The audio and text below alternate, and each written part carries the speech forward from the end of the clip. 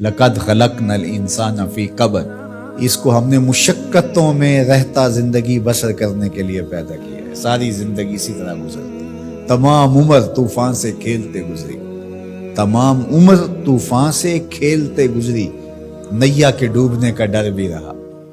ساری زندگی اس کشمکش میں گزرتی ہے۔ یہ حقیقت انسان اگر قرآن کی اس فکر کے مطابق جو بتایا ہے سمجھ لے تو وہ حالات کی سختیوں کا مقابلہ کرنے کے لیے تیار ہوگا، گھبرا کر کے بیٹھ نہیں جائے گا۔ جن علاقوں میں روزانہ کی بنیاد پہ یا موسم اس طرح کا ہے کہ کسی وقت بھی بارش شروع ہو جاتی ہے، تو ہم دیکھتے ہیں لوگ گھروں سے نکلتے ہیں، مطلع ابر آلود بھی نہیں ہوتا، لیکن وہ ہاتھوں کے اندر چھتریاں پکڑ کے جا رہے ہوتے ہیں کہ موسم کسی وقت بھی تیور بدل سکتا ہے، تو ہمارے پاس چھتری موجود ہونی چاہیے۔ دیہاتوں کے اندر جنگلوں میں رہنے والے لوگ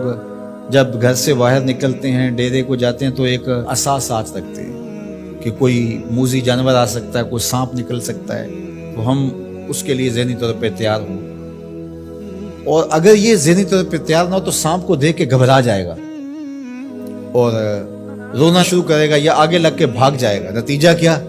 کہ اذیت میں مبتلا۔ لیکن اگر اس کو پتہ ہے کہ یہ کھیت ہے، یہ جنگل ہے، یہاں یہ ہوتا رہے گا،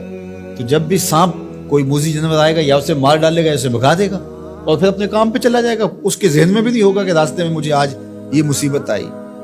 اسی طرح جس نے ہاتھ میں چھتری پکڑی ہے اور راستے کے اندر تھوڑا سا موسم کا تیور بدلا، چھتری کھولی، سر پہ لے لی، 2-4 قطرے برسے تو موسم پھر صاف ہو گیا، پھر اس کو سمیٹا اور ساتھ لے لیا، بات ختم۔ اس کو یاد بھی نہیں ہوگا کہ بارش ہوئی تھی یا نہیں ہوئی تھی،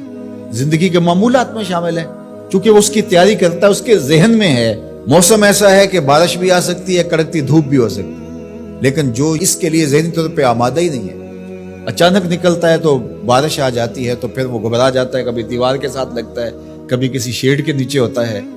کبھی کچھ کرتا ہے، کبھی کچھ کرتا ہے، اور کپڑے بھگو کے واپس آتا ہے گھر، اور آتے ہی کہتا ہے مجھے گرم دودھ دو، مجھے تو سردی لگ رہی ہے، اس لیے کہ وہ ذہنی طور پہ تیار نہیں تھا، گھبرایا ہوا ہے، رنگ اڑا ہوا ہے، چہرہ زرد ہے، کیا ہوا؟ وہ میں نے سانپ دیکھا وہاں،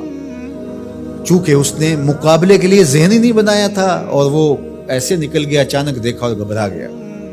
اسی طرح آپ کوئی کام کرتے ہیں کسی فیکٹری میں، ذمہ داریوں کا بوجھ آپ کے سر پہ، آپ کو پتہ ہے کہ یہاں مسائل ہوں گے، مصائب ہوں گے، 2 لوگ الجھ سکتے ہیں، مسائل ہو سکتے ہیں، کوئی خیانت ہو سکتی ہے، جھوٹ ہو سکتا ہے، لوگوں کا آپس میں تناؤ ہوگا، آپ ذہنی طور پہ یہ سارا میں نے فیس کرنا ہے، تو یہ جب ذہن ہوگا تو پھر آپ اس کو ایک روٹین کے عمل کے طور پہ کرتے رہیں گے تو گھبراہٹ نہیں ہوگی۔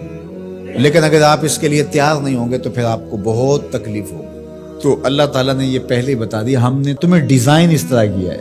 کہ یہ تمہارے ساتھ زندگی میں سب کچھ ہونے والا ہے، تکلیفیں بھی ہیں، آلام بھی ہے، حسد بھی ہے، بغض بھی ہے، کینہ بھی ہے، حقد بھی ہے، نفرت بھی ہے، اپنوں بیگانوں کا شر بھی ہے، شریکہ برادریاں بھی ہیں، دشمنیاں بھی ہیں، حالات کی ٹھوکریں بھی ہیں، غربت بھی ہے، امارت بھی ہے، بیماریاں بھی ہیں، صحت بھی ہے، سب ساتھ چلتا رہے گا، زندگی کے ساتھ کتنا کچھ جڑا ہوا ہے، تو پھر اس کو گھبراہٹ نہیں ہوگی۔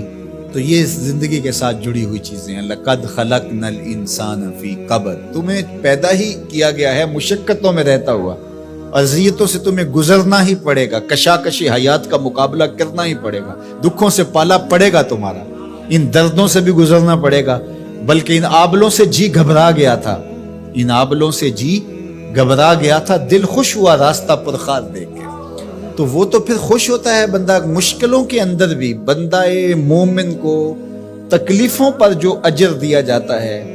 اگر اسے پتہ چل جائے تو وہ آرزو کرے کہ تکلیفوں میں ہی رہو۔ میرے اور آپ کے آقا و مولا فرمایا جو شخص قرآن پڑھتا ہے اس کو اجر دیا جاتا ہے، اور جو قرآن پڑھتا ہے یتتعتع فیہ، تو وہ اڑتا ہے، پھنستا ہے اور وہ اٹکتا ہے، لکنت آتی ہے، فرمایا اللہ اس کو 2 اجر دے گا۔ ایک تو اجر اس کو ملا جو قاریوں کی طرح فر پڑھتا جا رہا ہے، اور جو پڑھنا چاہتا ہے لیکن زبان اجمی ہونے کی وجہ سے لکنت پیدا ہوتی ہے تو اڑ کے پڑھتا ہے، تو اللہ ثواب بھی 2 عطا کرے گا۔ اللہ اکبر۔ تو یہ اللہ کا نظام ہے، تو وہ محروم نہیں رکھے گا۔ تو جو تکلیفیں پہنچتی ہیں، جو آلام آتے ہیں، جو اذیتیں آتی ہیں، اس کا میرے اللہ نے صلہ رکھا ہے۔